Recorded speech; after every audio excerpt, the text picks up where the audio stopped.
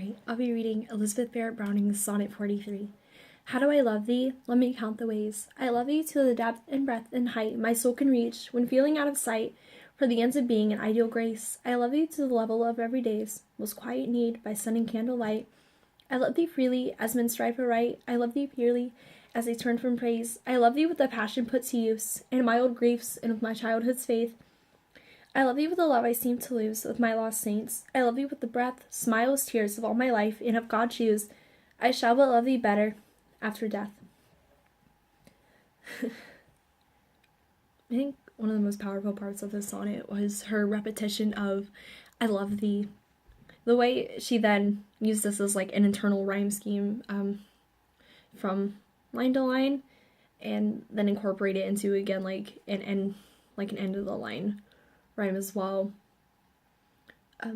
It really emphasizes, of course, what she's talking about, which is the love she has for someone. I love that the sonnet focuses on something so sweet, and of course, like her tone is very sweet and kind and intriguing, and it leads to the creation of such like an undoubtedly powerfully romantic mood. And it was something I was able to identify with, and that's why the sonnet is important to me. First time I read it, it was it made me cry. I got really excited about it, and I was sending lines of it and like different poems and sonnets that were related to it as well to my girlfriend, and it was just something that made me think of her and like being able to love someone for the far reachings of your soul, which is also something Browning writes about. Is my soul can reach from feeling out of sight, and I love thee to the depth and breadth and height. Loving someone endlessly as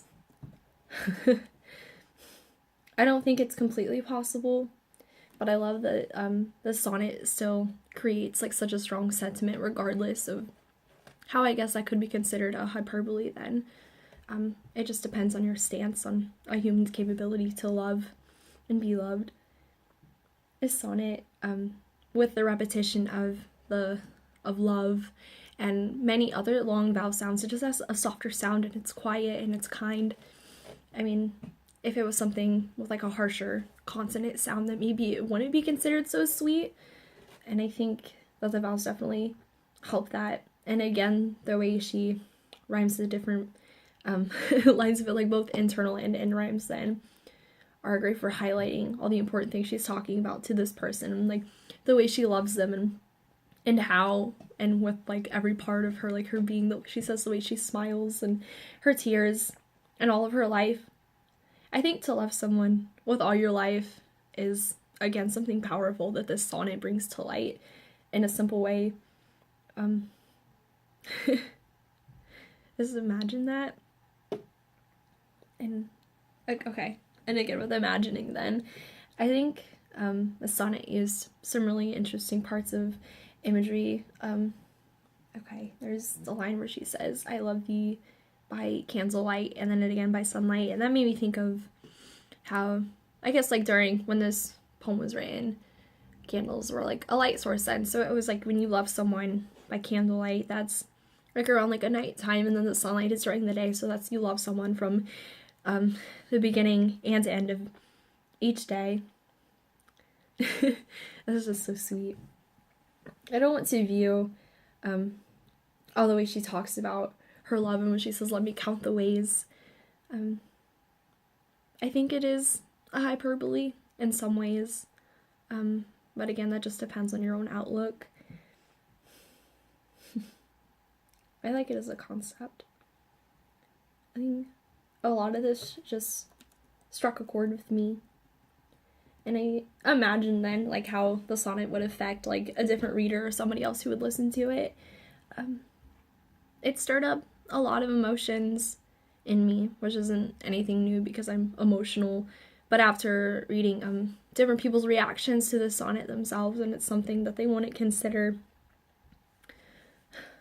like they want to consider themselves to be deeply affected by something like this, but it so created something in them, and I think that shows how effective I guess this sonnet is then as like a piece of poetry or like a piece of history then.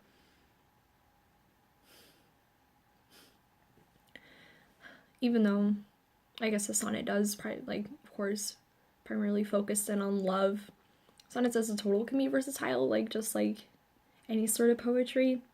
Of course, there's a rhythm that they stick to, and this one isn't nearly as complicated because it isn't set up like set up like a Shakespearean sonnet. The rhyme scheme is easier to understand. That made it easier to read, and then to remember bits and pieces of it wasn't something hard because it wasn't, I guess the way it's written, that isn't too different from how I talk, or at least like how I think I talk in my head. But all of it was so kind, and I love all the words she uses. Like, of course, this is like an older style like of diction, like using thee instead of you, or like how she says I love you freely as men strive for right. I love you purely as they turn from praise. I don't think we focus a lot, like, nowadays on like a pure love for someone, or loving someone freely. That, okay. I guess to love someone freely would, for me, to be honest about like to my family and like strangers, I guess, then about being bisexual. And I know that isn't what that sonnet meant now, but what it means to me now, and that's why it's important to me. And as it says, as men strive for right, she could be talking about how their love is different, and I know that's something everybody likes to think about, that the way they love their significant other is unlike anybody else's love for someone. And while it can be, there's still definitely shared qualities. And then Browning talks about in my old griefs and with my childhood's faith. That's like when you, of course, everyone has like rough times, and it makes it sound like Browning had something particular that was difficult for her to understand. But she still grew from that and was able, I guess, to turn like the loss of people.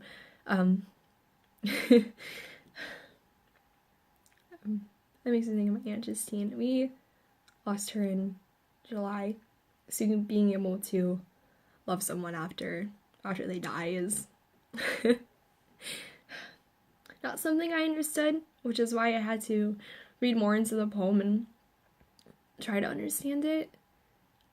I think it's powerful. Still being able to love someone even when they aren't there shows it isn't just like a physical attraction, or like it isn't based on that. It's something where like your minds have gathered together and you're more one person than you are two. I think the sonnet in total is just, it's really important to me now. I could go on about it forever, but I'll stop now. Thank you for listening if you've made it this far.